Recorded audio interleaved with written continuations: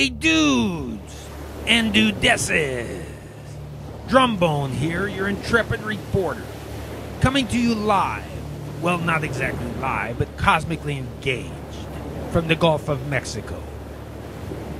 You remember the Gulf of Mexico, don't you?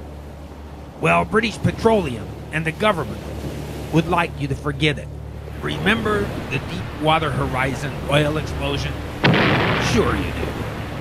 Remember how no one could figure out just how much oil was gushing out of British Petroleum's broken pipe? Not BP, not the US government, not scientists. Well, remember this. Remember in 8th grade, those math problems?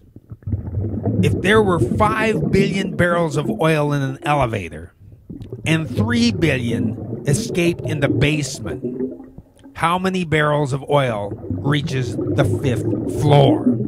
Or better yet, if you have a 21-inch diameter pipe under 9,000 pounds of pressure, how much oil escapes in 1 hour? The oil industry doesn't know this? Bet they would if they were charging you at the gas pump. Now, the National Oceanic and Atmospheric Administration has told us that the oil that gushed out into the Gulf of Mexico for 3 months has all but gone. Now, figure this one out for me. When the oil was gushing out of a known-sized pipe, no one could figure out how much was gushing out. But now, when it is spread throughout the Gulf of Mexico and has been taken into the Gulf Stream to parts unknown, and miles of underwater plumes are all over the place, and the marshes and the beaches have tons of oil spread everywhere, now the National Oceanic and Atmospheric Administration can pinpoint where it all went? Give me a break. So, let's see just where the National Oceanic and Atmospheric Administration put it. Wow. The National Oceanic and Atmospheric Administration Gulf of Mexico casino chart. Take your chances. Now, let's see. 25% of British Petroleum's oil gusher evaporated or dissolved. When something evaporates, where does it go? Take a deep breath. That's where. And when oil dissolves, where does it go? Well, it could be found any place. And dissolves implies it becoming very small. Oh, go ahead. Let your kids swim in it. What could possibly go wrong? 26% of British Petroleum's gusher is called residual. That is the oil that is on or just below the surface, and the tar balls that have washed ashore or have been collected from the shore or buried in the sand and sediment. Wow. Residual is a very mixed and elusive 26%, if you ask me. When the thousands of tons of tar balls are collected from the beaches, where do they go? Oh, go ahead. Guess. The landfill. And when the bags of oil break open years from now, where does it go? Into the soil and the water table. So don't drink the water, folks. 16% of British Petroleum's gusher was naturally dispersed. Now, what in the hell does that mean? Trust me, whatever oil gets into, there is an effect.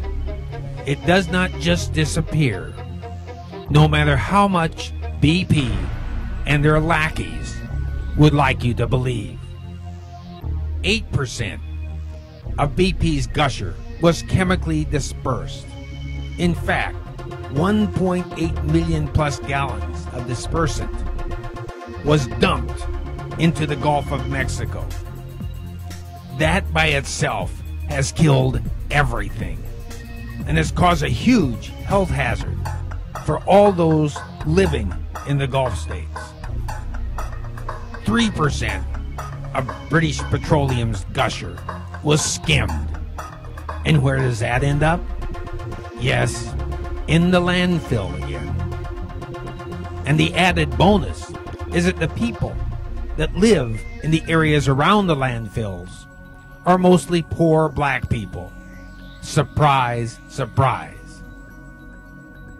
5% of British Petroleum's gushed oil was burned. Gee, I wonder where the burn particles end up. Really, it just can't be all that bad for you, can it? And 17% of BP's oil mess was recovered from the wellhead.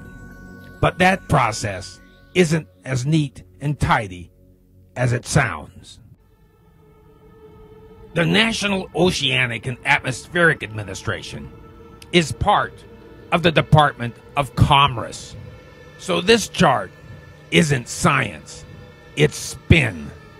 And just what business benefits from a government chart that misrepresents the actual facts being reported every day from real people who live in the Gulf states? Bingo, British Petroleum. So is it any surprise that the chart doesn't show the deep water oil plumes? And where on this chart is the oil that is still leaking from the floor of the Gulf of Mexico? Both of these realities have just been disregarded by the National Oceanic and Atmospheric Administration. The net result is proof positive that there are always enough lackeys and running dogs to prop up faulty science for corporate crime.